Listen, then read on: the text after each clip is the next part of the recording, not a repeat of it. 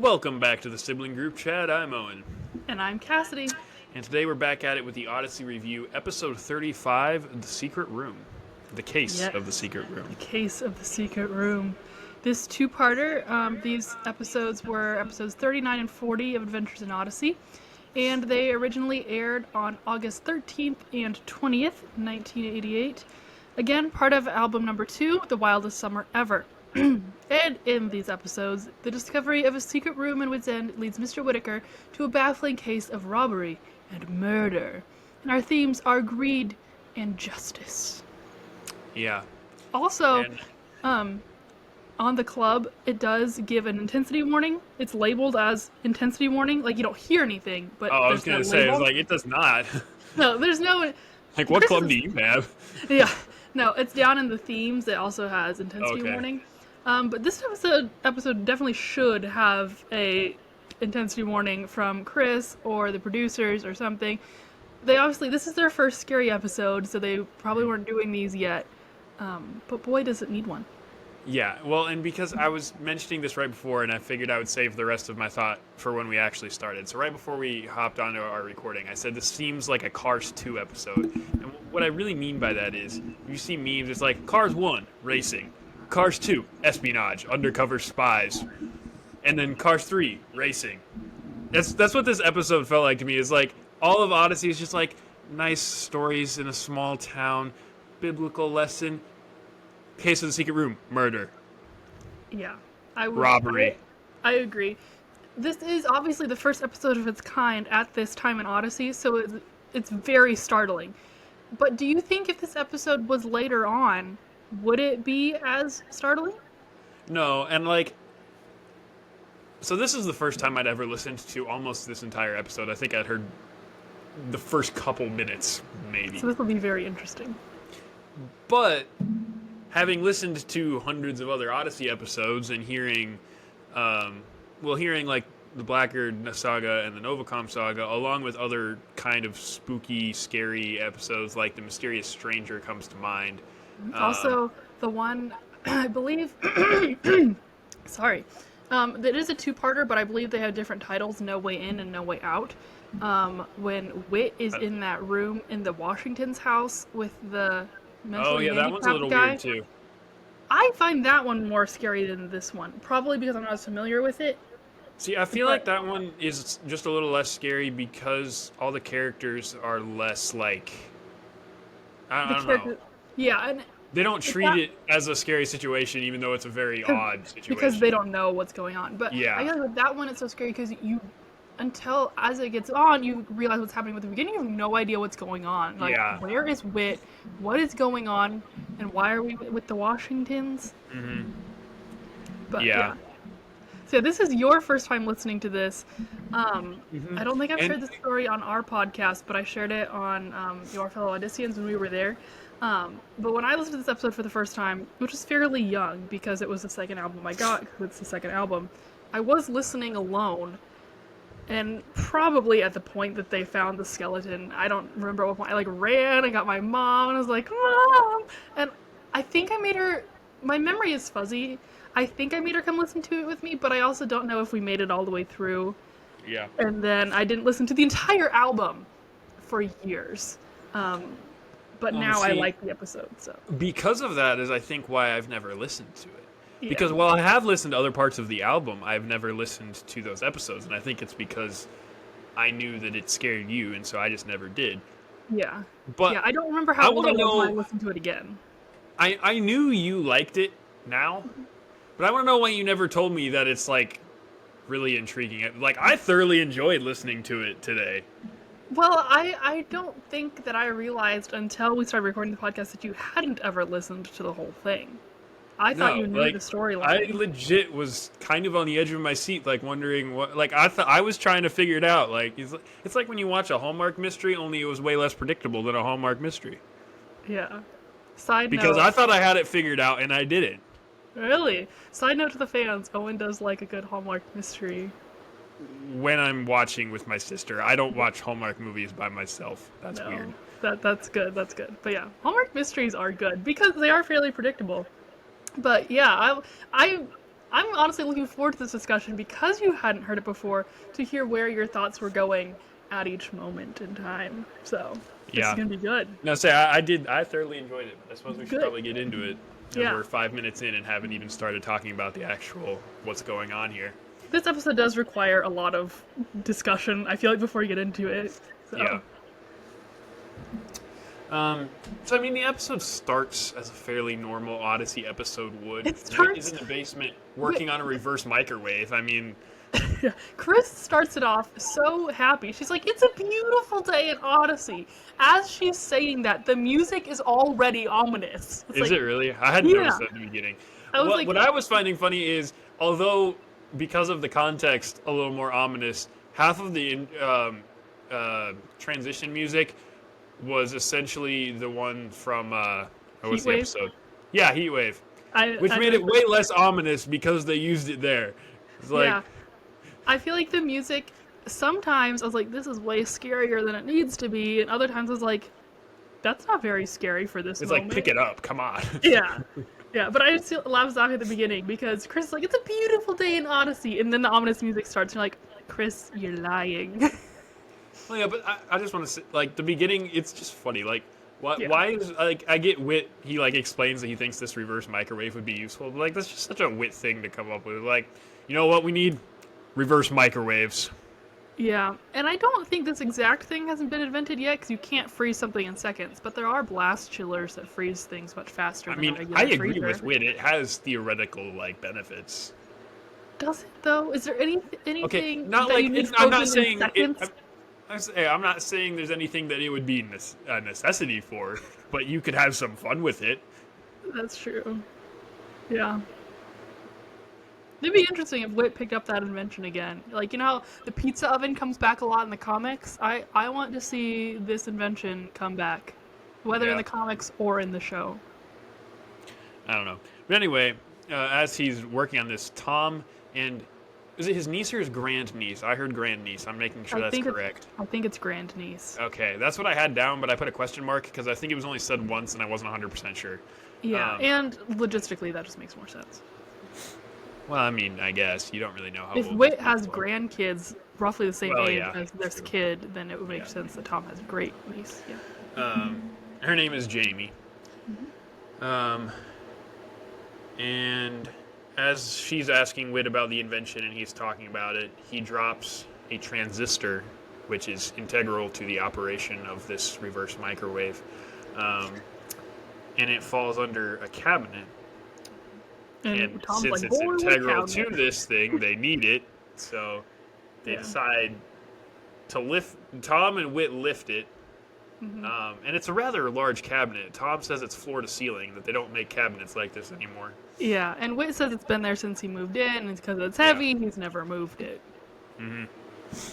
But there must not have been a ton of space between the floor and that, or else you would think Jamie could have just reached her hand in and grabbed it. Unless it was like really wide at the bottom too. I'm guessing it went all the way to the floor, like it didn't have an opening. Well, then it couldn't have gone under the cabinet. Oh, that's true.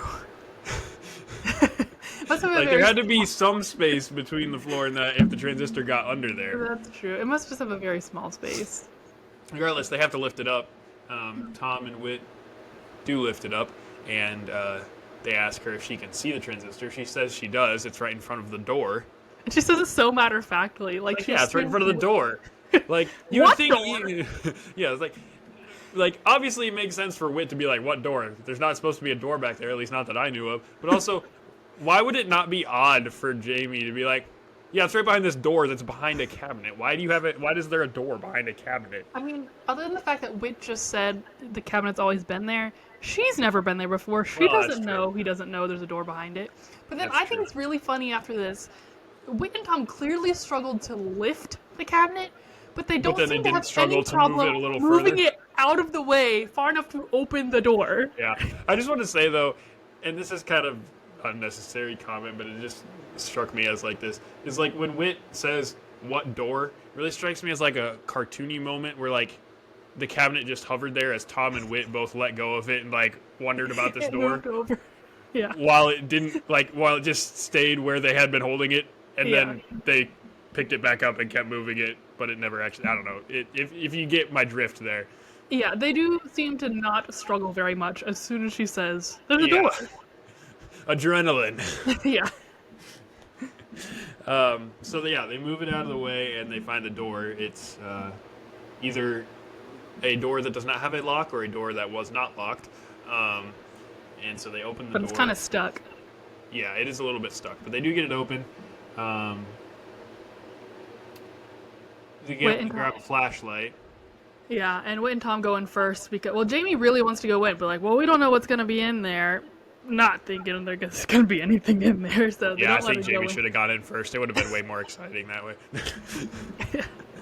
I honestly don't think she would have been that alarmed. No, based on the rest of the episode, she really wouldn't have been. Yeah. So yeah, Whit shines the flashlight around, sees some shelves, and Tom says it smells musty, and then Whit is alarmed at something he sees, but does not say what it is. We don't know what it is, but Tom is equally as bullet alarmed. hole is mentioned before the transition music plays, though. So yeah, that's after Tom has already left to go call the police, though. Oh, that's right, yeah. And they've told Jamie not to come in. Yeah, like she goes, I want to see it, and it goes, no, don't. Like, you can just tell he's, like, freaked out. Yeah, well, I mean, I would be, too, if I've had a skeleton in a secret room in my basement that I didn't know was there. Yes, but I just feel like, no, it's funny. Not funny. But, funny. yeah, so we don't know what it is until after the transition. The police are in there, and they're talking about a skeleton. We find out it was a fully dressed skeleton. Always good. It's a skeleton. Oh, it needs to be seen that. Wow. I just want to say, though, if his skin had decomposed, would his clothes not have also? It would depend what they were made of. I guess. He was wearing some polyester, probably. You say there are fabrics that are not biodegradable, or at least not as fast as living matter. Yeah, that's true. I will say, though, I don't really know how fast a body decomposes, and that's not what we're here to discuss, but I'm a little surprised that it is science time. Like, what has it been, 40 years and it's fully decomposed? Like that. Yeah, it was the late 40s, right? Or early 50s. It was late 1946. 40s. Yeah. And we're now in 88. If Odyssey is real time, which it's not, but right now I think it is. I feel like it's closer to real time at the point we're at than it is now. Yeah. Then it was still real time. It was perfectly logical for Whit to be an older gentleman 40 years after World War II. But now he's still an older gentleman. And it's still 40 years after World War II. Yeah. But his grandkids have grown up, you know. Well, yeah, and Connie's gotten a little bit older. Tom has died. Yeah, there's that too. Anyway, back to the story. They found some identification on this skeleton. It's always nice when skeletons carry identification. We should also mention that the police officer here is Inspector Howard. Howard, okay, yeah. I knew they said his name multiple times throughout the episode. However, I was never at a point in my notes to write it down. So I have him as Inspector throughout my entire notes and never remembered to put down his name. So, Howard. It's Inspector Ralph Howards. Ralph Howards. Yeah, but I don't think they ever say Ralph again. Interesting. Yeah. But anyway, this skeleton is identified to be Spencer Barfield. Okay, that's his name, I guess. Yeah, nobody knows who that is other than this officer, who we find out later has apparently been a police officer for all those 40 years. For a long, long time. Yeah. And so we get filled in on the details of who this guy was. He was a handyman who worked at the Fillmore Recreation Center. Yeah, that's what it's called, the Recreation Center. He was a bit of a odd guy, I guess you would say. Yeah, he kind of came into town. Not a whole lot of people knew who he was. Yeah. Apparently Tom was around at the time that he was there, but he didn't remember the name or the person. No, and he doesn't really remember that he recognizes the name until... well, he never remembers the name. He just remembers the events, because they said the events around him disappearing were at the same time as an Odyssey bank robbery, which Tom does vaguely remember, not super well, but Yeah. Yes, this is, I feel like, the first time we get anything like time specific in Odyssey, and I forgot about this, that they say it was robbed in 1946. They might have said the whole date, but I only wrote down the year, 1946. yeah. So yet again, giving us a timeline in Odyssey, which at the time I don't think anyone thought about the timeline in Odyssey, but Yeah. now, 40 years later, we definitely do. Yeah. And it was $25,000 were stolen from the Odyssey bank, which at 46, I'm assuming, was a very considerable amount of money. I mean, it's obviously still a considerable amount of money, but not quite as considerable as it probably was then. Yeah. But they never found somebody, or they never found a suspect, but they kind of assumed when Spencer Barfield disappeared that it was probably him. Because Yeah, nobody, but they thought that he might have had an accomplice who was never found either. Yeah. And now they really think he has an accomplice because he was shot by a 38 caliber pistol. Yes. The police seem to think that there's no point in looking into further details. Specifically, Inspector Howard says it's a 40-year-old case. There's no point. Any criminal smart enough would be long gone. The money would be spent, or, there's no point. Yeah. Whit disagrees, however, because a dude was murdered and his remains are in his shop, so Whit is obviously curious. So he decides to look into it. Yeah, which Tom kind of agrees with the inspector because he's like, even if the partner is still alive, I doubt he still lives in Odyssey because who would stay in the town 40 years after they robbed the bank? And I would almost tend to agree with the officers if it had just been a bank robbery, but because murder was involved, I feel like it makes sense to investigate further. Yeah, and not to spoil the rest of the episode too much, we do know that Officer Howard's wasn't being completely honest in this moment. True, yeah. But, yeah, I would agree. You would think it should be investigated. But yeah, Wick heads to the library to start looking into the details of what happened, like some newspaper articles or whatever, because he obviously didn't live in Odyssey at the time, so he didn't know much of what was going on. A few things here.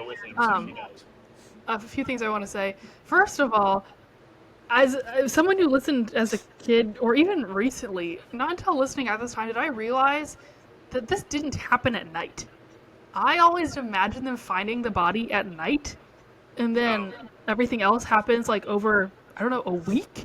But this happens at the beginning of the day, so a lot of this stuff happens the first day. So I think this is a 2, maybe 3-day event. Yeah. I didn't think about that this happens at the beginning of the day, but that does make sense. I think it does happen over a few days for sure. Yeah, but I never thought they went to the library on the same day. But then I realized, he tells Jamie, let's go to the library right now. I never put that together before. Yeah. But also, apparently Connie can handle Wit's End by herself. I guess. But also, did you catch the line Wit said, this isn't a TV show where people just die for the fun of it? Yeah. What? I think what he meant is that in TV shows they might kill off somebody, very lightheartedly for a story. I think is what he means.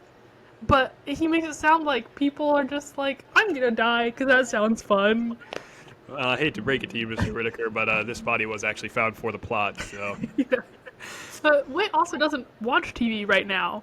Are we sure? So, no, we're not. But actually, I believe it was on Your Fellow Odysseans podcast when Daniel was interviewing Phil Lawler. He was referencing Whit's TV addiction for some reason. Or maybe that was not. I know it was Phil Lawler, but I don't remember where I heard it. He actually explained that TV addiction as Whit got addicted to TV after Jenny died, as a numbing mechanism. That could make sense. So that fact, when did I guess. he reacquire a TV? That's what I want to know. I don't have a problem with him not having one. I want to know when he got one again. I don't know, but apparently, I guess the TV addiction is canon, even if the episode that references it is no longer. So yeah. Anyway, it's a weird comment to make. I really don't have a problem with Whit. It matches Whit's character to not have a TV, but he clearly does later on. I'm just curious when he got one. Yeah. Maybe he did keep the TV. No, I thought Officer Harley kept it. Oh, that's true. Maybe Officer Harley gave it to Whit when he left town. Maybe. When he went up to work in the detective department. Yes. Or the State Department. Yeah. Anyway, off the rabbit trails. We seem to be doing the rabbit trails a lot more in our recent recordings. And I don't think there's anything wrong with that. It's true. Yeah, rabbit trails make for some interesting points. Content. Yeah. Good point. I listened to that episode the other day. That's why that came to mind. Which episode is it? Is that the Candid Camera? It's the Candid Camera, yeah. Okay, yeah. Good one. Mm-hmm. So yes, the library. Whit loves the library. Shameless plug for the library. I think everyone needs a library card. Okay, Mr. Whitaker. I agree, but it's just so obviously... Well, I think it's funny because he's talking about like how much he loves the library and books and stuff, and Jamie's like, is that why you have so many books at Whit's End? And he's like, I don't know, maybe. Like, yes, it is why you love books. That's why you have them. Yeah, and has it not been established at this point that there is a library in Whit's End? I'm not sure. I but feel there like is. There is. I feel like we've discussed this. Yeah, I remember times. having that discussion too. There definitely is. I don't remember if that's been established yet or not. Yeah. But yeah, it's just nothing wrong with it. Just a very funny, shameless plug for the library. Yeah, it's almost like when Eugene rambles about the library when Connie gets a job at the library later, when he's talking about like how much he loves the library and the reference desk and yeah. That all this discussion of the library also makes me think of Heat Wave when Robin says they should check out the library and Jack's like, the library, and Robin's, the place with all the books. Yeah.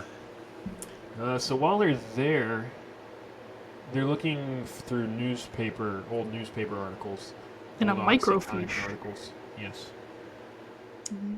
I think Odyssey is my only context for those. For what? A microfiche. Oh, have you ever heard of it anywhere else? I don't know why I would have.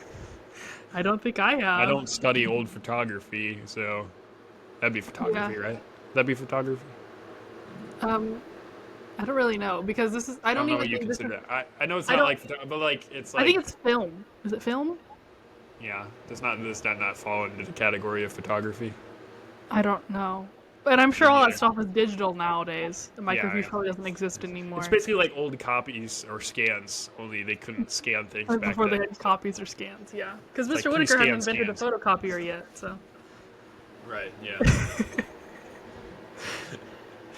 But they find a couple interesting things while they're there. First to me, I don't remember if this is the order, but like, because of the nature of this episode being kind of a mystery, the listener, or at least how I listen to a mystery, is I'm also trying to figure it out as it happens. Because I had never listened to it before, so I didn't know what happened. The inspector, Officer Howard, but I couldn't remember his name, so I couldn't remember if he was inspector or officer. He was on the patrol. He wasn't necessarily on patrol at the bank, he just happened to be at the bank on his patrol. Correct? I think so, and he was a rookie at the time. He wasn't an inspector yet, 40 years ago. He was on the patrol the night that this bank robbery took place, and a bank manager, or the bank manager at the time, I never quite caught how they said his name. Was it Fentwig, Fentwig? It's Percival Fenwick. Fenwick? Fenwick. Yes, Fenwick. Okay. This is how I spell it. At least three different spellings of his name, and I wasn't really sure. It's Fenwick. I almost just put it as Fezziwig, but I knew that wasn't right. So. That's not the story we're telling here today. But he had recently retired from being the bank manager, and has recently, not recently at the time of the bank robbery. They find out that the bank manager at that time was still the bank manager who had recently retired in the present, and he lived nearby in the rich part of Odyssey, I guess, because that exists at this point in time. Sometimes Odyssey is just a small town. Sometimes Odyssey has a rich part and a poor part of town. You never know. Yeah, but I can recall Chadwick Hill being referenced at least one other time. I think it's in Roommates, where Bernard talks about getting a window washing job in Chadwick Hill. Oh, that could be. So, but yeah, Odyssey having a rich part is a little weird. But I also feel like that might get referenced during Novacom. Yeah, I Or should no, not. it's not Novacom. It's when is it Alex's family gets a bunch of money and they move into a big house. I really don't know. I don't know. I don't know. You start getting that part of Odyssey, it's episodes that I've listened to once, maybe twice, Yeah. probably. So it's Yeah, harder for anything me to recall post random Novacom things. is a bit fuzzy. So Yeah, great episodes, just not. We just, honestly maybe not even had the time to listen to them as much as we have some of the older stuff. yeah, because we're not little kids just playing and listening to Odyssey all day Yeah, anymore. Unfortunately, you know, it's the those price you were the pay for growing up. days. I know. But anyway, Whit and Jamie, who apparently has completely forsaken her visit to her great uncle and decided to just tail along Mr. Whitaker on this excursion. Although, Yeah. I guess as you said, this is theoretically still the same day. Yeah, it is. And honestly, Lucy has already exists. Lucy So has this already exists. sorry, I changed the form of my sentence as I was I'm saying aware. it. but this could have been Lucy. I It mean, could have been. but if Except it had Lucy been is not Lucy, related to Tom Riley. no. But if it had been Lucy, then she would have had to get in some mortal danger. Yeah, and Because it's screech or Lucy. screech. Yeah. So yes, I Or guess be Jamie. asked to do something so that she could say, "You want me to do what?" Yeah. So, can you go to the library for me while Yeah. I go to the police station? You want me to do what? I don't care if you are Mr. Whitaker. Yeah, she does get much more of a backbone the older she gets. Yeah. Yeah. But anyway, it's not Jamie, yet. not Lucy. But yeah, it's Jamie. So they go to visit. How did you say it again? Fenwick? Fenwick. Fendwick. There's no D. There's no D? No, Fenwick. Fenw. Fenwick. Uh-huh. Okay. Fenwick. Okay. The only thing I can think of every time I say it a different way is that it sounds like Frederick if someone couldn't pronounce their R's. That would be Fedwick. Well, I know. I don't know. It's just, I could never figure it out. Anyway, thank dude. They go to visit him. And when they get there, And he's an Jamie- angry old man. well, before they even find that out, when they get there, Jamie's like, I'm not too sure about this. And Whit's like, oh, don't be scared. But there's ominous music playing. Yeah. So how are we supposed to not be scared? And then they knock on the door, and it creaks open. Nobody's there. It's one of those doors that opens for, or not comedic effect, for dramatic effect. Dramatic effect, yes. Yeah, this is not a comedic episode. No. Although we keep laughing. Yeah. That's because of our conversation, not because of the Yes. episode. Not the episode. But when they open the door, they hear like a loud scream, too. So, there's that. I wouldn't call it a scream. I mean, it is the sound of an old man stubbing his toe. But I when mean, you I don't know guess. that's what But it with is. context and ominous music, the only thing you can think of is, oh no, what just happened? Well, yes. I just wouldn't call it a scream. A cry. Oh yes, that sounds much better. Scream, I think, high-pitched. And it wasn't Well, high-pitched. yeah, I guess. It was like, "Ah!" You know. Yeah, sure. We'll go with that. But anyway, naturally, the thing to do is go in and see if this guy needs help. So they go in, and instead of making sure they find him to see if he needs help, they stop to admire his collection, Which is like tribal objects. African tribal masks.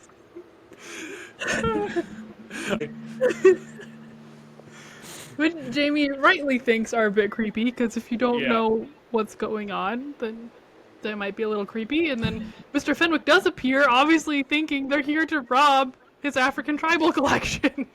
Yeah. And Because an old man and a little girl, what else would they be doing? duh. And obviously this guy just stubbed his toe, so even though he's obviously an angry old man regardless, he's even angrier of an angry old man because he just stubbed his toe. Yeah. Do you think, I just imagine him, shuffling to get the door, and then he, stubbed his toe? Yeah. Or Something do like you that. think he had any intention of answering the door? No, I don't think he did. He was shuffling away from the door. Probably. Just like to point out, this is voiced by who is it? Is it Walker? Walker Edmondson, Yeah. yeah. It's Tom Yeah. Riley Working double time as an this angry episode. man. He does a very good, scary, angry old man. Yeah, he's a good voice actor, obviously. Yeah. Like he gets paid to do it. Yeah, it's almost like it's his job or something. I know. Anyway, they get to talking to him about the collection. The robbery. Well, the collection. Well, the collection, and then they tell him why they came, was to ask him about the robbery. Clearly a touchy subject for an angry old man. Because he nearly lost his job. Yeah, he nearly lost his job. It had always been a embarrassment to him, I guess. Yeah. Because he almost lost his job because the bank president thought that he might have let it slip where the alarm box was because he was like the only person who knew it besides the bank president and the police. Yeah. But he always thought it was an inside job. Yes. That the police helped. Which of course it was, but... Which, if the police helped him, that's not an inside job, is it? Inside job means someone at the bank. Well, or does I inside think job it's mean inside someone job who in the sense know? that someone who was trusted to know I suppose. how the alarm system worked. I suppose. Bless you. Yeah. Thank you. But yeah, he thinks it's an inside job, and Whit's like, okay, thank you. Yeah. But regardless of what he thinks, he doesn't want to talk about it for very long. So he basically tells him, leave me. Yes. So yeah, he tells him to leave, and they leave, and Jamie's like, you got a parking ticket. Yeah. And it's because like... naturally, you would get a parking ticket in someone else's driveway. Well, that's what Whit is like, this isn't a no parking area. But, I mean, I guess... But it's not a parking ticket, it's an ominous note. Yes. It says, Leave well enough alone. Yeah. Dun dun dun. Indeed. And so what does Whit naturally do next? Go to the police station. Back to the police, because that's what he does in between, like, everything he does in this episode. Like... It's true. He, like, goes one thing, goes back to the police. Does one thing, goes back to the police. Well, he goes there and tells Inspector, because apparently the Inspector is the only one who's ever anywhere near the police station when Whit needs something. Well, he's the inspector. He's the one who would be investigating this if he were investigating it. He's a detective. Yeah. He's the one police officer in the Hallmark movie who investigates every murder. You should know this. Very good, Inspector. Yes. That kept popping into my head, but I wasn't sure if I was making it up. That's from a Studio C video, isn't it? Yeah, it's the one where the guy keeps confessing to stuff that the inspector, it wasn't actually what he had discovered. Very good, Inspector. Very good indeed. However, did you trace it back to me? Yeah. I didn't. Yeah, Ah, well, dang it. Yes. Yeah, I kept thinking about this whole time, but I couldn't place exactly where it Yes. was, so I didn't say anything BS. Yeah, If the you want to know what we inspector... were just talking about, if you don't watch Studio C, just look up Studio C, Very Good Inspector on YouTube.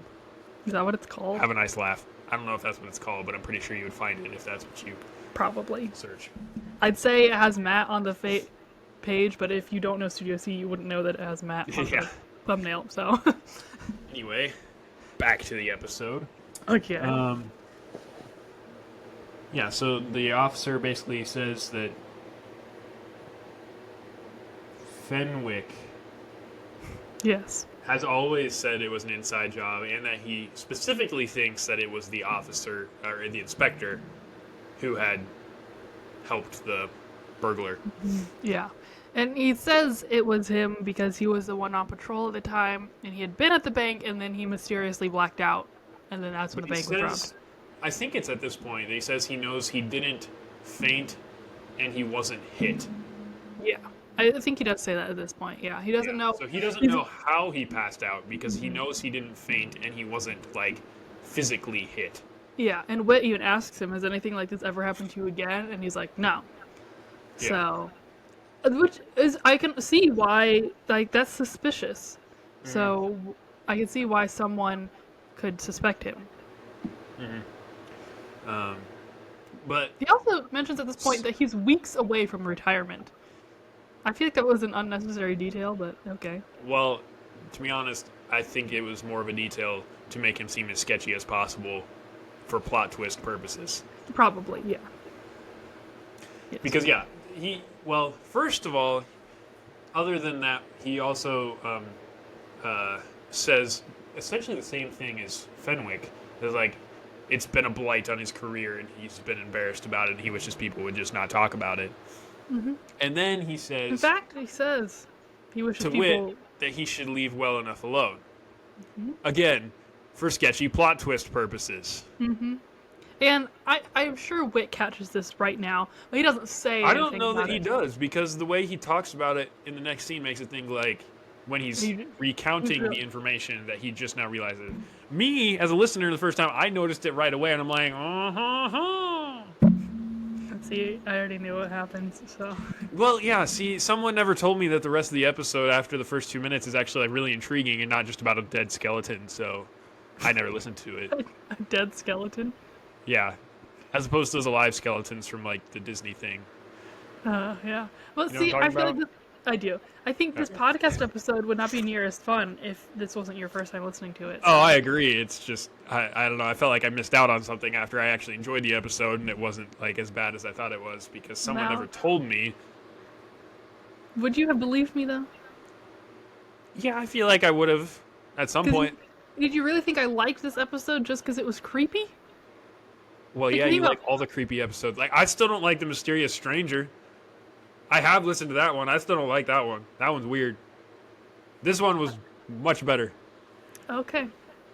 I'm sorry. Now you can enjoy it for the rest of your life. But the main time I do listen to Odyssey just for the enjoyment of it is like when I'm going to sleep, and I still don't think this is one that would be recommended for while you're going to sleep. No, I can't even listen to this while going to sleep, to be honest. But a good episode nonetheless. Yes. Just a daytime episode. 7 o'clock is perfect for me. After sketchy Inspector tells Wit to leave well enough alone, Wit goes back to Wit's End to find Connie, who has apparently been working Wit's End by herself because Wit is off being a detective. It's time to close up. And Connie says that her day has been strange, and Wit's like, so is mine. Yeah. And Connie says it's been like would she say a mystery movie or book or something? I don't remember what she says. Something about detective stories or something.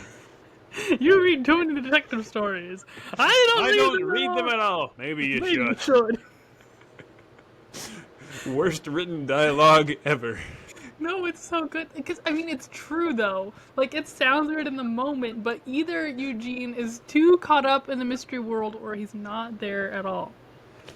I understand the point. However, one, we should talk about this when we get to that episode. But two, I feel like it could have been written clearer. But anyway, that's neither here nor there. But it wouldn't be as funny. I guess. Anyway, back to the episode. Connie and Wit explain their crazy days to each other. I think Connie goes first. She basically tells Wit this strange lady came in and gave her an envelope for Wit. Yeah, and she was asking all sorts of questions about the room downstairs. Which I just want to point out, I know we're not going to establish who this lady is yet, but did she live in Odyssey? Like, has she just been waiting for this information? Because she shows up that specific day. I know. Well, that's what I don't think she did. I think that's established later. She wasn't from Odyssey. And so, yeah, just now I'm realizing this is probably why I thought the episode was over a longer span of time than it is. That would be a loophole to the idea. Well, actually, no. Yeah, when we get to her later, I'm going to tell you what I just thought of, because that makes me think there's at least one full day in between the discovery and all the detective stuff. Yeah, but I'll tell you why when we get to who she is later. Okay. I would agree with you that she makes it seem like it's been longer than one day, but so far there's been nothing else to make it seem like it's been more than one day. That's true, yeah. Then Wit basically telling Connie about visiting Fenwick and talking to the inspector, and when going to the Connie library about the note, and the library, yeah. The note that was left in his car is when he verbally realizes, whether or not he mentally had realized it earlier, that the inspector used the exact same phrase that was on the note. Mm-hmm. He also realizes... To me as a listener, and this is probably me not being open to the rest of the story, I was really convinced that the inspector was involved at this point. Well, so was Whit, because he also realizes that the inspector mentioned Whit going to the library, but he never told the inspector that he went to the library, so he's pretty sure that the inspector has been following him. Yeah. I think you're supposed to be led to believe at this point that the inspector... Well, that's why I said for sketchy plot twist purposes earlier. Yeah. But then they hear a loud crash from the basement.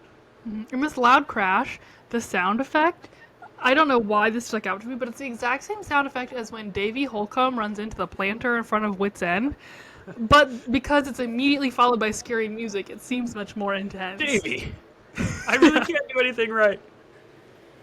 It's actually just Davy. He's working on an invention downstairs.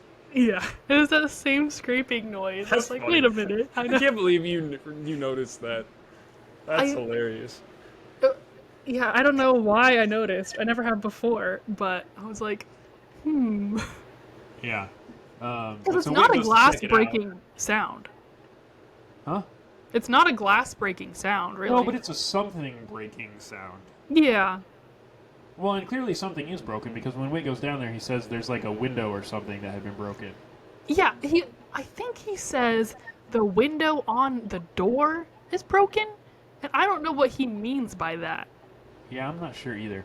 I also want to know how people keep getting into the basement without anybody noticing, because even later in the episode, people are like Spawning into the basement without passing people who had left moments before. Yeah, I don't know. There must be multiple entrances to the basement, I guess. Well, obviously there is, but I don't know that we've established most of Well, them yet. Well, yeah, it's not like they're using the tunnels or anything. Well, yeah, or like the back staircases and whatnot. Like, I don't know. It's a little strange in my opinion. Also, before Whit goes down... Oh, because when they hear the sound, Whit is like, are you sure you cleared the building? And Connie says she closed at 9 o'clock, like normal. So we now know when Wit's End closes. Do we know? Like, I feel like that's not normal. No, that seems too late. Maybe it's their summer closing time. Maybe, because I feel like Whit wouldn't be encouraging kids to stay out until 9 o'clock at night. No, I feel like Whit would close Wit's End at like 6. Yeah, I could see him being like, you need to go home for supper. Exactly. That's why I'm saying 6 is because, like, people who eat later suppers, 6 would be about the latest you would stay open. Yeah. Unless you were, like, I feel like it'd either be 6 or 8. No one closes at 7. Actually, probably people do. I don't know. I just feel like 6 would be, like, the Wit's. I feel like that would be when Whit would close. Because of the reason you said, like, I feel like he would want kids to go home and spend time with their families. Yeah, and not be out at 9 o'clock at night. Yeah. But for plot reasons, sometimes Wit's End closes late. Yeah.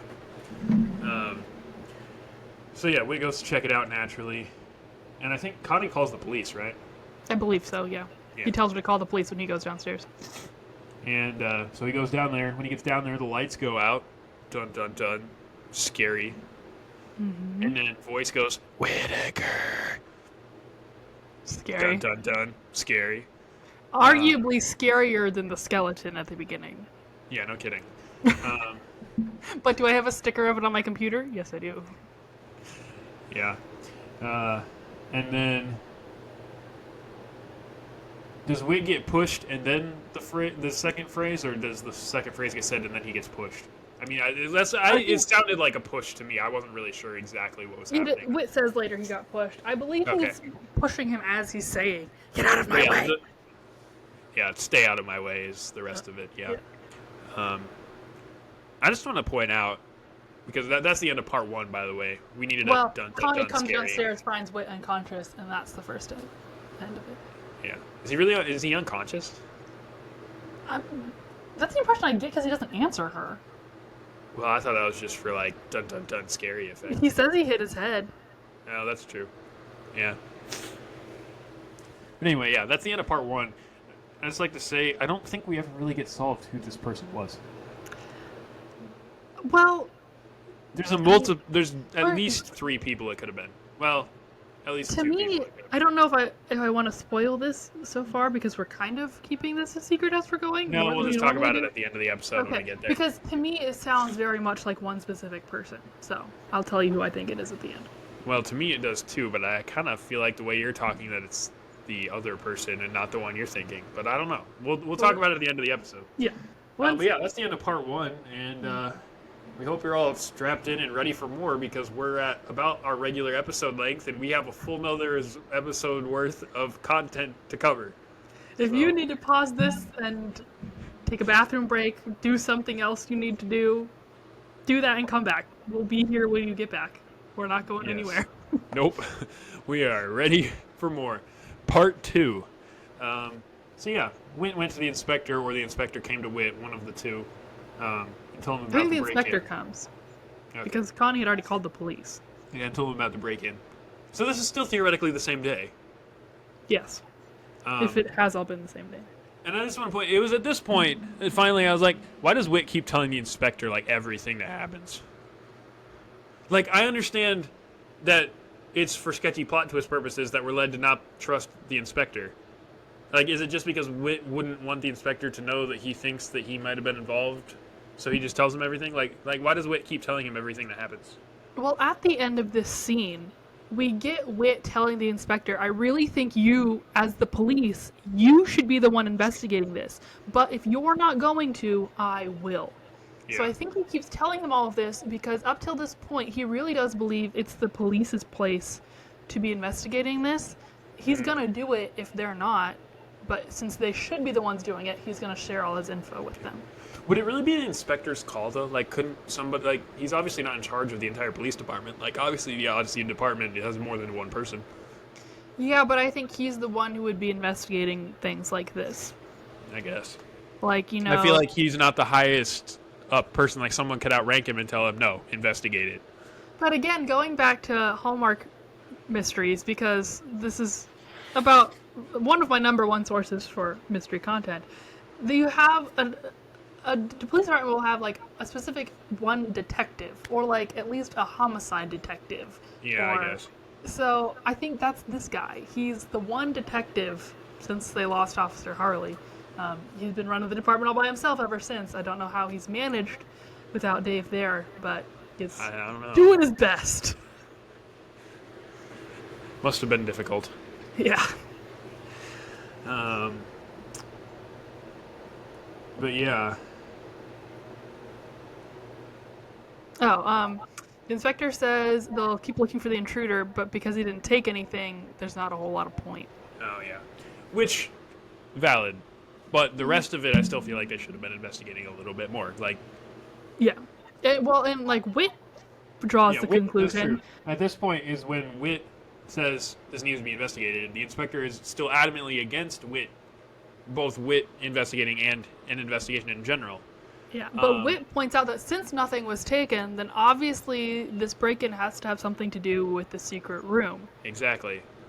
And so, but Whit does say, like, you just said, like, I'm going to keep looking if you're not going to do anything, so... Because the inspector once again tells him to leave well enough alone. Yes. We have to keep throwing that in there just so that we keep thinking the inspector was the one involved in the bank robbery. Which is a very valid conclusion at this point. We haven't said he's not yet. It's true.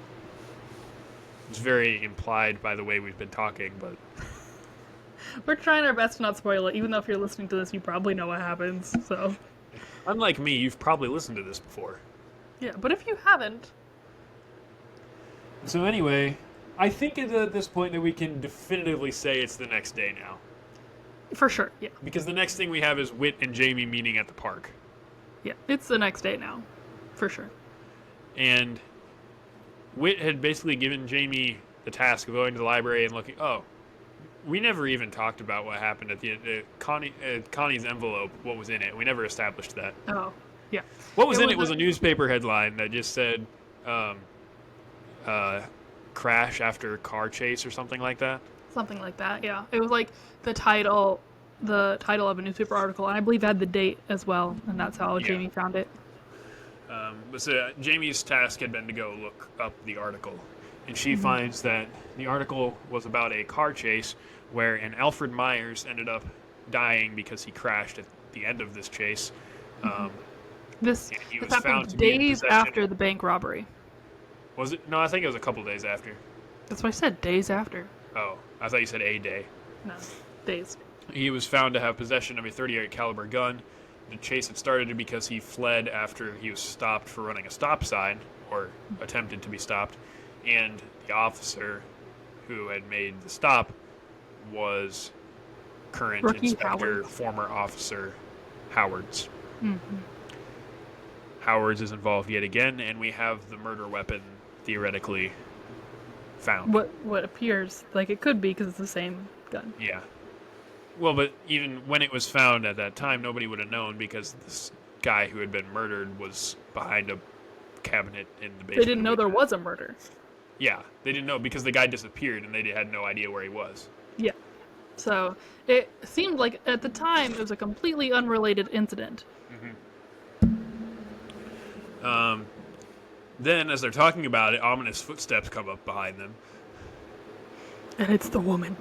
Do you ever think about the fact that, like, the footsteps clearly came from behind them? However, it's just noise, so we have no idea what direction they came from. But, like, mentally, you just know it was from behind them. I think mentally I have them coming more from the side. Like, I always imagine Whit and Jamie, like, walking down the sidewalk, and at some point they've maybe kind of stopped, and the woman just, like, kind of comes up next to them. But she has to be walking on the sidewalks. If they're also walking on the sidewalk, she has to be coming from in front of them or behind them, unless they're standing in a four-way intersection of sidewalks. No, they've as they've been talking, they've, like, turned on the sidewalk. Oh, okay. Sorry, Yep. I missed that. Yeah. I didn't see that happen. That's the blocking in my head, yeah. Oh, okay. It's like you imagine on the Andy Griffith Show where they're walking down the sidewalk, and if they stop to talk, they turn out and face the street. I guess. Anyway, Mystery Woman came up and says it's... Well, what was the conclusion? Whit had reached a theoretical conclusion before she says something. He asks if it's possible that... I think if it's possible that Spencer Barfield wasn't involved, but something else had happened. At this point, I still think he thinks that Spencer Barfield was involved, but he does not question was Myers the partner who shot him. Yeah. I don't know. Regardless, he says was something possible, and Mystery Woman comes up and says it's possible, basically. Yeah. We find out Mystery Woman is Spencer's sister, who no We one never knew get existed. her name. No. She's just Miss Barfield. She's the one who had come in and given the article headline to Connie. And then she gave some background on who Alfred was according to Spencer's letters that she received, and that Spencer had been suspicious of him. And basically the reason she was curious about this is because she'd never believed that her brother would be involved in a bank robbery and didn't believe that he disappeared because he had stolen stuff from the bank. But she never heard from him, so she wasn't sure. But she somewhat investigated as much as she could, I feel like. But I get the impression she didn't still live in Odyssey, so that's, as I was mentioning earlier... I don't think she ever lived in Odyssey, because I her don't think she brother ever wouldn't did be either. writing to her Yeah. if she lived there. But that's why I get the impression that there was at least one day in between the discovery and then the start of Whit's investigation, is because she would have had to have time to hear about the discovery and then come to Odyssey. Yeah. Because she mentioned seeing like a headline or something in a newspaper or hearing about it, but it would have taken at least a full day, I feel like, for her to find out that information. Yeah. So yeah, there has to be multiple days. I feel like but it's there's not at least really clear one where day they in are. between in this story that nothing much happens outside of maybe the day they discovered it, and then Yep. yeah. But so that gets them suspicious about Alfred, and one thing that Spencer had told her in a letter is that he had seen Alfred talking to Mr. Fenwick. So that's where they go next. Back to the angry old man. Yeah. And I like so they go and knock on the door, and I don't know if it says anything right away, but they're like, "Mr. Fenwick, are you here?" And then, like, he's like, "Go away." And then Whit's like, "We're here to ask you about Alfred Myers." And he opens the door. He's like, "What makes you think I would know anybody by that name?" The fact that you opened the door. Yeah. Yeah. So they come in to ask him about this Alfred guy. Mr. Fenwick, he's got a good story. It would check out. It does check out right now. It does check out, yeah. Well, I'm saying, as we'll find out in the next scene, every story could check out. They can't all check out because the inspector and Fenwick, mainly, stories don't match. Well, and Miss Barfield. Their stories don't all match, but all of them could check out. Yes, just not all together. No. Fenwick's story is that he hired this Alfred Myers guy to personally investigate the robbery, and it's like, well, why would you do that? He's like, because a personal investigator will do something the police won't, which is follow another officer. Follow another police officer. Because he clearly thinks that it was Howard's, yes. And so he thinks that Howard's figured out that Myers had been following him, so that's why he tried to pull him over, and almost Fenwick gives the impression like that he ran him off the road almost and tried to kill him. Mm-hmm. Because I think Fenwick's story is basically that it was Spencer Barfield and Inspector Howard's. I think so, but I also think everyone is a little confused how Barfield connects, even though he was the suspect all these years because he disappeared. Mm-hmm. But everyone's not sure. It's because nobody had ever found him. Yeah. But nobody had. But regardless, nobody had any reason to think it would be him. No. But he disappeared right after, so it had to be him. But he was connected for no apparent reason, basically. Yeah. Mm-hmm. So with that information, basically everybody heads back to Wit's End, and they're kind of going over what they've learned or what people are saying, the theories, and Connie is like, all of these stories seem funny, which basically is like, they can't all match up. Yeah. And Jamie believes Mr. Fenwick. Well, initially, first Jamie says Howard's and Barfield. But then someone else says something, then I think she switches to Fenwick.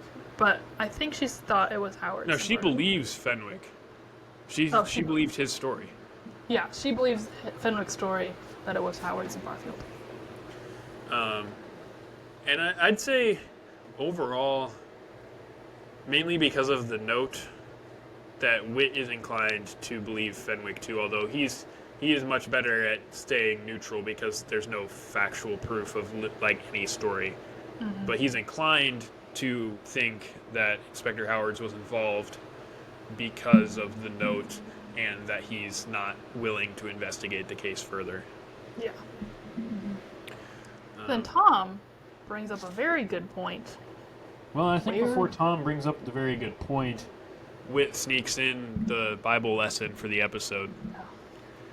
Because it's basically greed and pursuit of money and how all these horrible things are a result of greed and other stuff.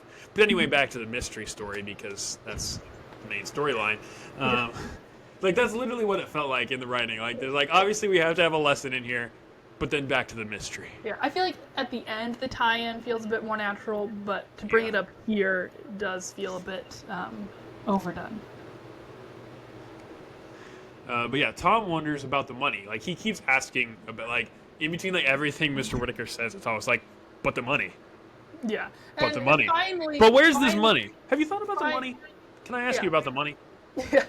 Whit is finally like, okay, Tom, you clearly have a theory about where this money is, and that's why you keep bringing it up. Because Whit is like, they hid the money somewhere. And Tom's like, where? Where they hide it? What, when, where, why, how? Yeah. And Whit's like, okay, Tom, where do you think they hid it? And Tom's like, you're sitting on it. And Whit doesn't quite, like, almost in a Tom-like way, doesn't catch what Tom means immediately. And he's like, huh? Yeah. What do you mean? Yeah. But yeah, Tom's like, it's in the basement. Yeah, Tom suspects it's buried in the room. And Whit's like, you know what? That's a pretty good idea. And so they go to look for it in the basement. And they dig, and they dig, and they dig until Mr. Whitaker hasn't dug so much since World War II. And then they stop.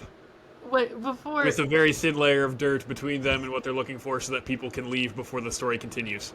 Obviously. And while they're digging, Whit does say he hasn't done this much digging since his days in the army. This is a little goof that is mentioned in the Odyssey guide. He wasn't in the army. He was in the Navy. Was he? Yes. I thought he was like an army person who got transferred to do like comms work for the Navy. I think he was in the Navy. The guide is the one who makes this connection, not me. So they would Okay. have goofed. Well, I believe the guide. I'm trying to think though, because in the Manitoba Point episode, he was transferred for something other than what he normally did. Or maybe he just got transferred because he was like a communications person. Yeah, he did get transferred, but I think he was in the Navy that whole time. Okay, he just got transferred to a different ship I or don't, something. Yeah, you're right though. not that I really know, but I don't think the armed forces is in the habit of transferring people to different branches. Yeah, that's true. I have no idea how that works. But yeah, you're right. It was the Navy. You're right. Yeah. Mm-hmm. But at this point in time, that hadn't been established, so just throwing in the Army is. So it's actually whatever. a goof that he was in the Navy. True. Or, But but regardless. But that was what was further established. So Yes. Manitoba Point would have never happened if he was in the Army. It's true. Anyway, yes, they're digging. Yeah, so people leave after they Connie doing locks up the shop. Connie has locked up. Jamie is upstairs, just chilling, waiting for Tom. Kind of surprised she's not down there. Really, honestly. But regardless, Connie says that she wants to stick around, but her mom is expecting her to be home on time, whatever that is. I'm not quite sure what on time for Connie means, but... Connie doesn't know what on time means. Regardless of whether her mom means by on time, Connie is not. But then Tom realizes he should probably take Jamie home. And then at first he says he's going to come back. Yeah, and can I just say, most of the time that I've listened to this episode, I kind of forget that Tom's wife exists. Yeah. So there have been times where I'm he's just going to leave her home alone? Because his wife is never mentioned in this episode, and I don't think she's been mentioned at all yet in Odyssey. No, but she does still live with Tom because she... Well, yeah, she does exist, and she lives with Tom, but I don't think she's ever been mentioned up to this point. Until that Thanksgiving episode. Yeah, so it does kind of seem like Tom's just going to leave Jamie home alone and then come back. Yeah. So they leave, and on his way up the stairs, Tom passes Inspector Howard's. Not literally, but the timing-wise, he would have had to. What if he was unless Howard's was just sitting on a chair waiting his turn to come into the... hey, Howard's had to have been there for an extended period of time, or he passed Tom on the way down the stairs. I think he might have already been in the basement.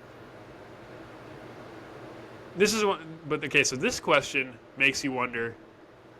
how big is this basement? Which is a thinking conversation we had in a previous episode about the basement. Because there's differing, things that make you wonder how big the basement is, or how much of the basement was currently being used.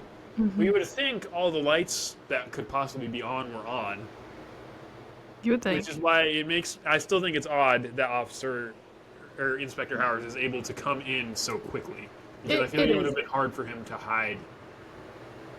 It would be, yeah. But, I don't know. I feel like I personally like the theory that he passed Tom on the stairs. That is funny, but I think he could have been hiding in the shadows. Yeah, I think he had been too. I just think it's a little less... Because also, they're in the room. We don't know how far the room is from the stairs. That's true. But they have no reason to be looking around their surroundings as they go from the room to the stairs. Yeah. So he could have been... But I still don't know how long he had been there, unless he came in through another way, because... someone had been working upstairs, and this has just been my opinion, but to me, the door to the downstairs is either right behind the counter or right next to behind the counter, if that makes sense. Yeah, I think I almost imagine it as the stairs upstairs and the stairs to the basement are at the same spot. But there's a door to the basement. True, but their stairwells are still right next to each other. No, in my mind, it's always been right next to or right behind the counter, because I feel like when people come up, like in Suspicious Minds, when Bernard goes down the stairs calling for Whit, and Eugene asks why Whit is calling his name. I always got the impression that Bernard had came from previously talking to Connie at the top of the stairs, and Connie was at the counter. In my opinion, I don't know. There's a scene break there, so you don't know how far he traveled. It's true. It's true. I don't know. I don't know. That's how it is in my mind. Yeah, I mean, is there an official map of Wits End somewhere? I don't know. Because if there's not, there should be, and if there is, I want to see it. There is. Someone posted it. It might be in the club, actually. Somebody, a non-Odyssey person, made a 3D tour of Wits End. Mm-hmm. But that's not official. Yeah, But I don't it's know. on the club, so. That's how it is in my mind. But anyway, Whit decides he's going to keep digging for a couple more minutes, so he conveniently removes the last half centimeter of dirt that him and Tom had not yet removed to find a box that conveniently had handles. Full of dirt. Huh? It was a few shovelfuls of dirt. Okay. But if you think about Yeah, I know. the size of the hole, theoretically, I know. I'm just saying. I know. But then the inspector comes in as soon as he finds a box. Pulls out the box. Pulls He out waits the for him box. to pull it out. Yes. And I don't remember exactly what's said, but it's basically like, "Good job, you found the box. Like, Now I'm going to take it." Mr. Whitaker. Now, set the box Oh, down. yeah, I feel like move we over haven't to the even floor. discussed about this. His voice, by the way, is Earl Bowen. yeah. Mr. I feel like that Black is doesn't not help scripted. in terms of making him a sketchy character. Which No. it's not even to me. It's only because I know he's Blackguard later on. But Yeah, it's this not a is the super first voice he's Blackguardy had, right? voice. No, I feel like we mentioned him somewhere else. Yeah, I feel like you're right now that I say that. But I don't remember regardless, he does a good job of having an ominous voice throughout the episode, which just adds to the sketchiness of the inspector. Yeah. Which is climaxed right here, because he's telling Whitaker, "Go stand in the corner, and I'm gonna take the box," basically. And then, So it's like, it was you all along. well, no, Whit said, "It's a surprise to see you," basically, and the guy's like, "Really? It's a surprise?" He's like, "Well, I had hoped so. Not really, but I didn't want you to show up in this circumstance, but I'm not surprised that you did." Yeah. Which really does go to show you how good Mr. Whitaker is about thinking the best, regardless of what information he has to unless there's hard proof. Mr. Whitaker is very good about not, thinking the worst about a person. Yeah. Yeah, he didn't want it to be Officer Howard's Yeah. this whole time. Then Whit says something about hoping that the inspector wasn't involved or something in the robbery, and the inspector's like, "Oh, I wasn't. What made you think I was?" And it's at this point, me listening to it, I'm like, "What do you mean? What do you think? Like, obviously, like, how is that not the logical conclusion, Inspector?" Even as someone who knew it's not him, everything leads up to that it's him. Even his dialogue in this scene is still leading you to believe it's him until all of a sudden he goes, "No, why would you think it's me?" Why would you think? Why would you think? Like, that's what's like, what? Did you Having never audibly listened go, to this before, what? I literally, in my notes, I put plot twist. Yeah. Because this is the first time I'd ever listened to it. And while, obviously, I kind of expected there to be some kind of plot twist, I felt like there's no possible way the inspector wasn't involved. And then he just, says, "No, I'm not involved." I thought you had researched this further. Go do some more homework and get back to me with your results after you've checked your work again. Yeah. That's, the tone. Yeah.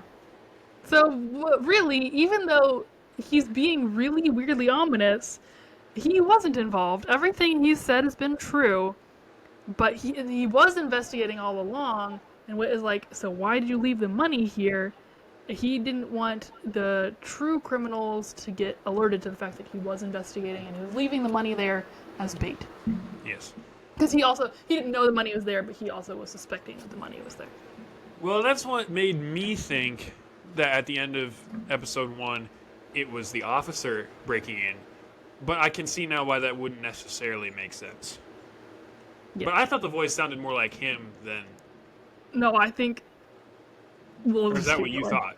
No, we'll keep going. Okay, I didn't think that's what you thought. No. Well, then Fenwick joins the party, who passed somebody else on the way in, I'm sure. Because there's no way he was hiding in the shadows right next to the officer, the inspector, unless they were hiding on opposite sides of the room. I'm There's telling shadows you, on both sides of the room. somebody had to come in. One of the two had to have not been hiding down there because they would have seen each other come down. It's true. Which also means unless Tom, Connie, and them had left really fast, and Fenwick had found a way to get in without making too much noise really fast. I don't know. Maybe someone did know about the tunnels before Whit even knew about the tunnels. Anyway, Fenwick comes in, And basically confesses while he's telling them to stay in the corner. Because it's like the cliche, the criminal 100% believes he's going to get away with it. So he's like, Yeah, it's like, I might as well yes, I gloat did it. and tell you what I And did. I'm going to take my money because I've waited, which I do just want to I do think it's kind of funny. He confesses, but he's also talking about the reason he never came and got his money is because he actually didn't know where it was. Because Myers died before he could tell me. Yeah, because Myers was his accomplice. Mm-hmm. Which is, it's in his story that we find out nobody has a clue how Spencer Barfield ended up in the middle of all this and murdered. Yeah. But honestly, I can just see Fenwick all these years being like, I don't know where he went, but if he's going to take the blame, sure. Fine with me. Well, and Fenwick clearly just kept working at the bank and had a decent life. Yeah. Just waiting for his money. But yeah, so he planned the robbery, shut off the alarm, but Myers actually executed it. Right. And really the whole plan, the only reason the plan didn't work 100% to perfection is because of Officer Howard's happened to be walking by in his patrol. Mm-hmm. However, the reason that he blacked out was due to these African collectibles of Poison knockout darts. Fenwick. He used a poison knockout dart. Which That he just happened to grab. Someone had to come. Either this is a dissolvable knockout dart, or someone came and took the dart so that they wouldn't know that's what knocked him out. Because someone would have had to find the dart. I feel like. That's true. They could be teeny tiny. Maybe. But you still think that it would have been Anyway, found. I know there's not much said about this, but I can just see Inspector be like, "That's what happened." Like he's probably been wondering this like for 40 years. He's wanted to know how he blacked out. I can also, if you can just imagine, again, it feels very National Treasure almost. The conversation between Fenwick and Myers, and Fenwick is getting ready to leave Fenwick's house to go rob the bank, and he's like, "I'm gonna take these knockout darts with me," and Fenwick's like, "Stupid! Why are you taking the knockout darts?" He's like, "I just think they might be fun to have," and then he uses it on the inspector. Fenwick and Myers definitely had a conversation where Fenwick asks Myers a question, and Myers goes, "Because it's important." Yes. Because Fenwick says multiple times, and I think after we have the full story, find out Myers was not the brightest light bulb. He's not the brightest light bulb. No. He needed somebody to mastermind a bank robbery for him because he did not know what was going on. No. He somehow managed to get away with the money, but he did not manage.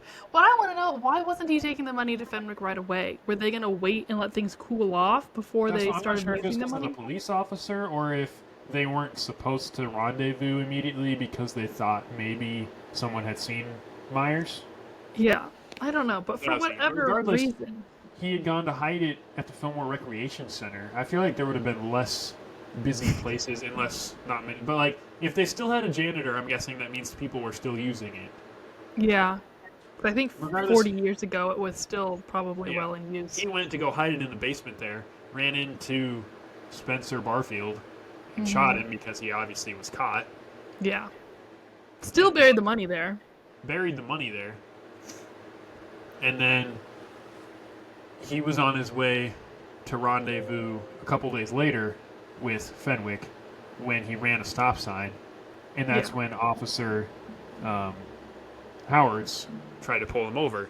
To which Officer Howards never had a clue that Myers was involved in the robbery because he didn't see anybody, or could not clearly anyway, before he got knocked out with the dart. He was just simply pulling him over because he ran a stop sign. However, because Myers was, one, not very smart, and two, a little flighty after committing a major crime, he thought, police are after me, oh no, what do I do, run away? Ended up dying.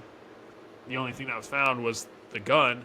Well, but since nobody knew that Barfield was shot and not part of the robbery, and that's why he disappeared, no one ever figured out that was a murder weapon.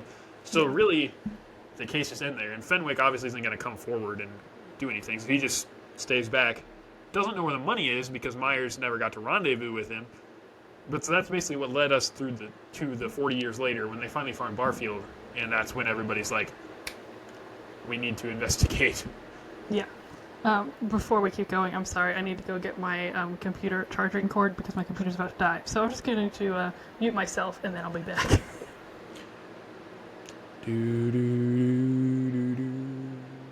Do do do do do do do do do do do do do do. Do do do do do. Do do do do do do do do do. Do do do do do do. Do do do do do. Do do do do do do do do. Okay, I'm back. That was very nice Right. singing. Thank you. Do you know what I was doing? I do. You're doing the Wii noise. I figured I that have would be to good, say- like elevator music. I almost brought my charging cord in here. Like, no, my computer's at 70%. No way it'll die before we're done here. Turns out this is our new record longest episode. I think Rightly mostly so. because I've never listened to it before. It deserves this long of a discussion. It really does, though. Yeah. Where were we? Oh, we were at everyone just understood why it had taken 40 years for the rest of this to happen because of Myers getting killed in the car wreck. Yeah, Fenwick confessed it all. Yes. I feel like that even doesn't Whit or Howard's even question why did he just tell them all this, or like they ask him how he think he's gonna get away with it or something. Yeah, something Did like they- that. Like, well, Oh, they're like, are great, you thanks for sure? telling Something us. like that. Well, no, like it's basically like you're still not going to get away with it. And he's like, oh, but I will because my cane has sleeping darts in them. Yes. And so if you try to stop me, I'm just going to shoot you and you're going to be asleep for a few hours and I'm going to get away. Mm-hmm. And then we have another person join the party because Miss What's one Barfield. more? Yeah. But wait, there's more. Miss Yeah. Barfield shows up. This honestly kind of feels like in Waylaid and Windy City, at the end when everyone starts showing up and Connie is just doesn't know what's going on. She's like, now what's going on? Yeah. Well, she shows up and says that he's not going to go away because she'd called the police, which I just like to point out. It must be that Fenwick's cane must only have 2 sleeping darts and not 3 because I feel like he could have still tried to make an escape if he would have had. That's true. I don't know. I just Yeah. felt like it's odd. It's like, oh no, because she showed up, I obviously can't get away now. Well, he probably also knew, like, I mean, they would have been able to They tell could've- that it was him. yeah, and they could have. What am I trying to say?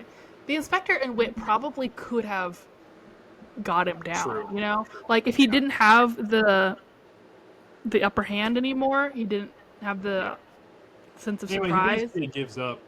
Yeah. But Whit asks, and I think this is odd, is like, did you just come? Well, actually, I think before Miss Barfield said she called the police, he said, like, did you just come, like, to... Like, are you find here me? for the money too? Like, are you here for the money, or do you actually just want justice? And she said that after 40 years, the thought of finding the money someday to clear her brother and also keeping the money had obviously crossed her mind, which I feel like is somewhat valid.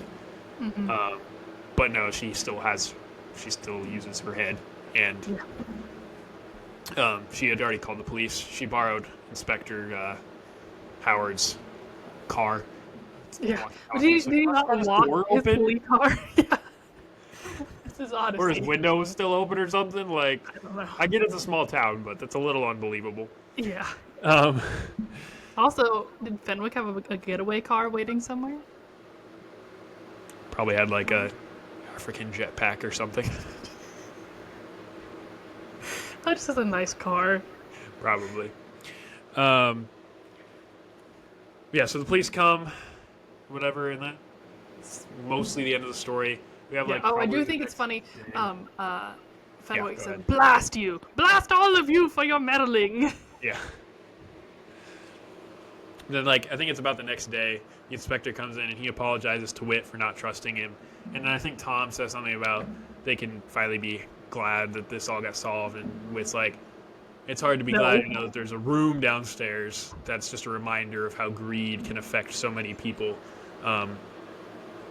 And that's basically the end of it. It's a reminder of greed. The outro is literally like every verse that comes immediately to mind about money being a problem.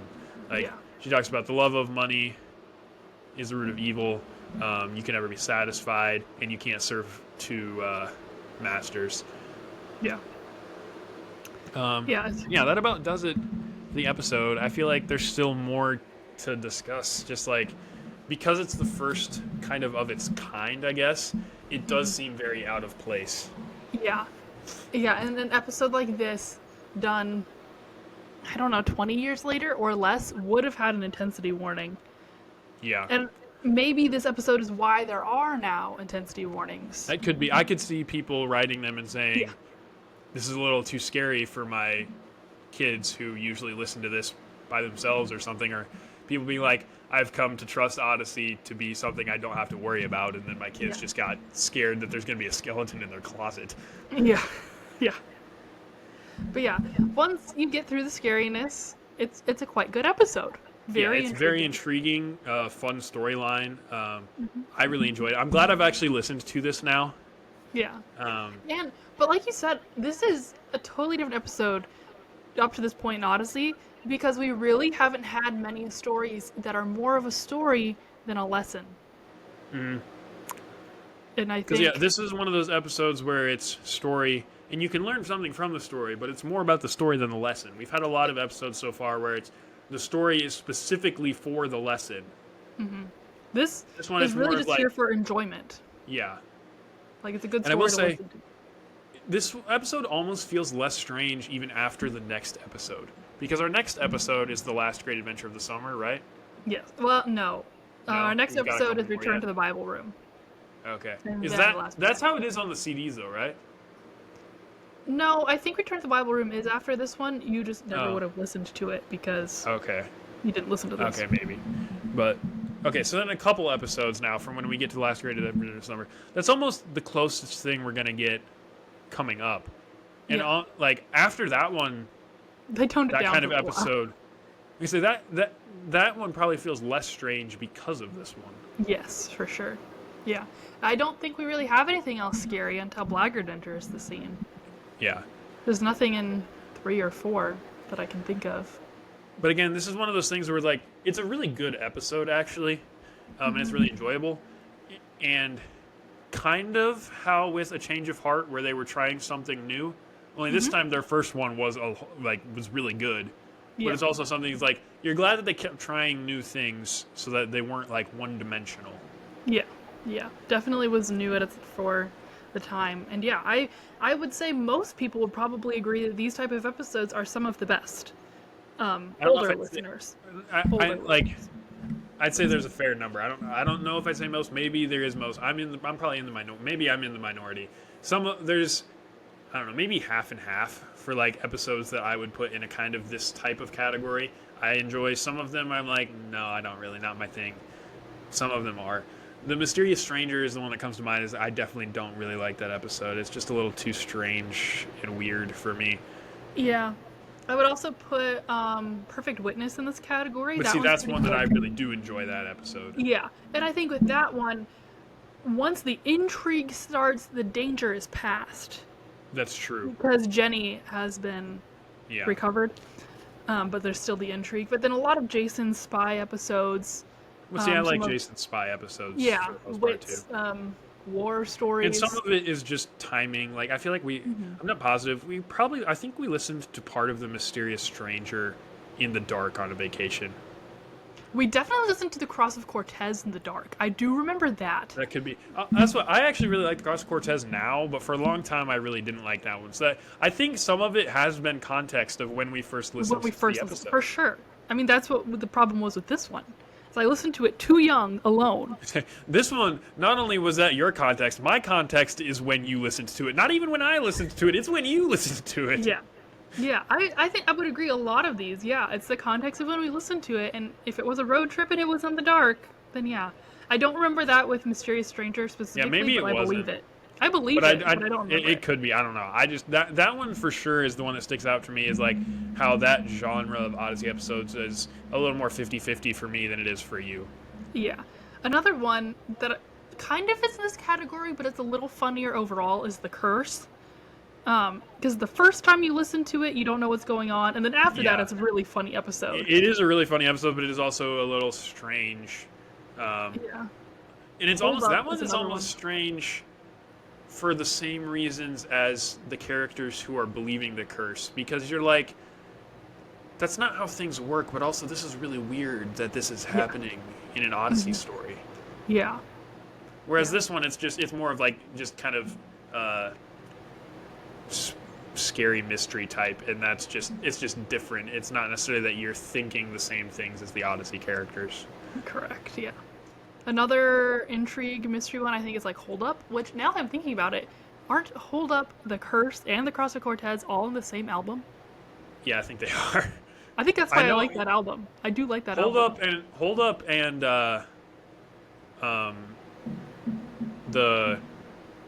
the Curse are like this, like back-to-back episodes. Same disc, yeah, I think so. Yeah. I know they're the same disc. I'm pretty sure they're back-to-back episodes. Yeah, I think they are, because I feel like the first one on that disc, it's definitely a Melanie episode, but I can't remember which Melanie episode. I think it's either the Second Coming or the one with the diary. So it's like you got to get through that, which is like mid, to get to the good ones.